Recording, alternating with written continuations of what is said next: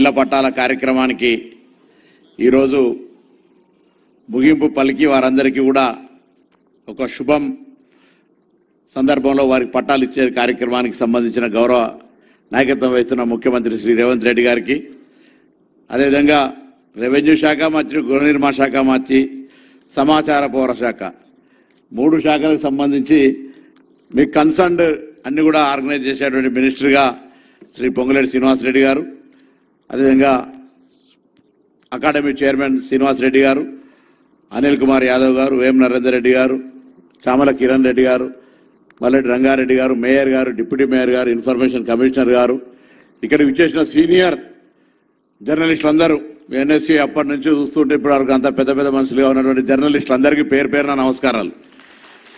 వనవాసం కూడా 14 సంవత్సరాలే కానీ మీకు 18 సంవత్సరాలు పట్టింది గమ్యం చేరడానికి. ఇల్లు కట్టి చూడు, పెళ్లి చేసి చూడన్నట్టుగా ఇప్పుడు ఇంటికి ఒక మోక్షం వస్తూ ఉంది. మీ అందరికీ శుభాకాంక్షలు. తప్పకుండా ఇది ఒక శుభ పరిణామం.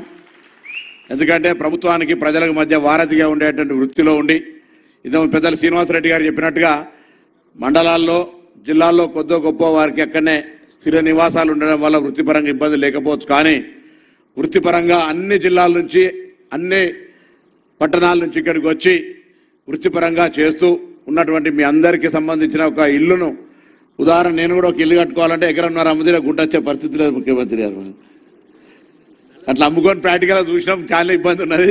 అంటే వాస్తవంగా ఆ ఎమ్మెల్యే ఎంపీల చట్టంలో అప్పుడు మేము 2005లో మార్కెట్ చైర్మన్ ఉంది కాబట్టి మాకు కూడా జాగా రాకుండే. ఏది ఏమైనా ఒక జాగా, ఇల్లు అనేటువంటి ఒక పెద్ద కళ.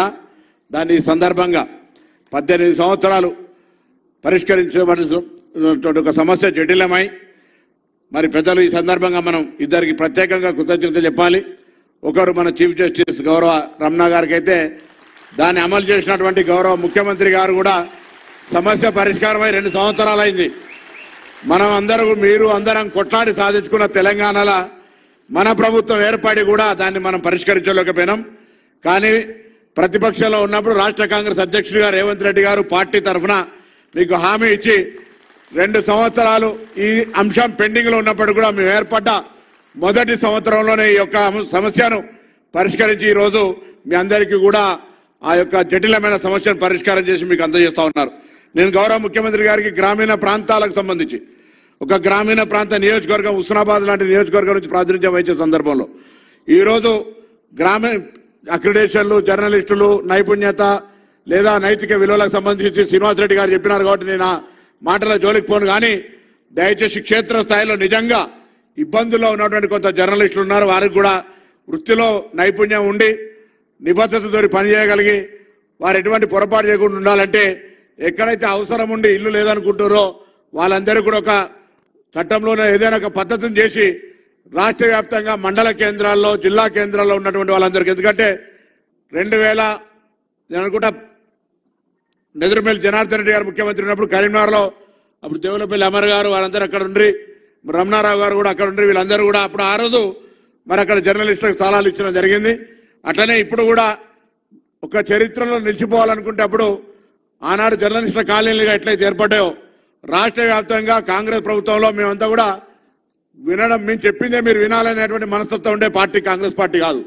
ప్రజాస్వామికంగా అందరూ బాగుండాలి, అన్ని వర్గాలు బాగుండాలి, అందరూ బాగుంటేనే ప్రజాస్వామ్యం బాగుంటుంది. ప్రజాస్వామ్యాన్ని నమ్మకంగా, రాజ్యాంగాన్ని రక్షించే విధంగా పరిపాలించే పార్టీ కాంగ్రెస్ పార్టీ. అందులో మీ అందరూ అభిప్రాయాలు తీసుకుంటారు కాబట్టి నేను కూడా ఒక పౌరుడిగా, మంత్రి అయినప్పటికీ కూడా గ్రామీణ ప్రాంతాల్లో ఉన్న జర్నలిస్టులకు సంబంధించి మరి వాళ్ళ ల్యాండ్స్ కూడా కొంచెం సానుకూలంగా స్పందించాలని కోరుతూ మీ అందరికీ పేరు పేరున నిజంగా కూడా చాలా సంతోషంగా ఉంది. మీ అందరు ఇక్కడ చూస్తున్నట్టయితే 18 సంవత్సరాలు అనేది చాలా తక్కువ సమయం కాదు. ఒక పుట్టిన పిల్లాడు ఓటేసే హక్కు దాకా వచ్చినటువంటి వయసు అలా వాడు కూడా మేజర్ అయిపోయి అటువంటి పరిస్థితుల్లో మీ అందరూ కూడా ఈరోజు ఒక జాగా ఓనర్ అవుతున్నందుకు మీ అందరికీ నాకు మరొక్కసారి హైదరాబాద్ ఇన్ఛార్జ్ మంత్రిగా ఆ ఏరియా రంగారెడ్డి జిల్లాలో వస్తుంది కావచ్చు, బషీర్బాగ్ అయినప్పటికీ కూడా కార్యక్రమం సందర్భంగా మీ అందరికీ పేరు పేరున వ్యక్తిగతంగా నా ఆర్థిక శుభాకాంక్షలు తెలియజేస్తూ, భవిష్యత్తులో ఈ నవరాత్రుల సందర్భంగా పొందుతున్న ఈ యొక్క జాగా ఎటువంటి విఘ్నాలు లేకుండా మంచి గృహ నిర్మించుకొని మరి ఒక గృహ